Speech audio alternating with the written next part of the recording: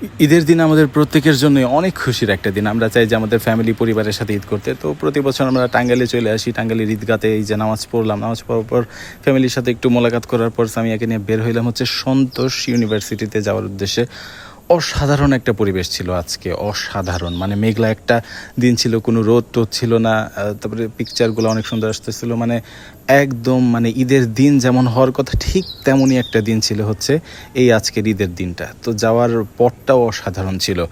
আশেপাশে রাস্তাগুলো, আশেপাশের পরিবেশ অসাধারণ। ইউনিভার্সিটিতে আসার পর দেখি যে বেশ ভিড়, মানে ঈদের দিন যে এটা ভালোভাবেই বোঝা যাইতেছিল যে আজকে ঈদের দিন।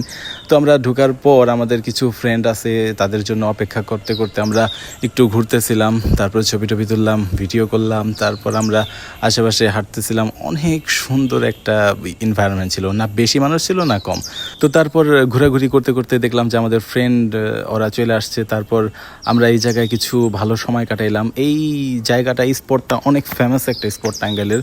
পিছনের যে বিল্ডিংটা, এই বিল্ডিংটা অনেক ফেমাস। এই জায়গায় মাঝে মাঝে অনেক নাটকের শুটিং হয়। তো এই বিল্ডিংটা ভালোই, বেশ ফেমাস। তো এরপর আমরা একটু ঘোরাঘুরি করলাম আশেপাশে।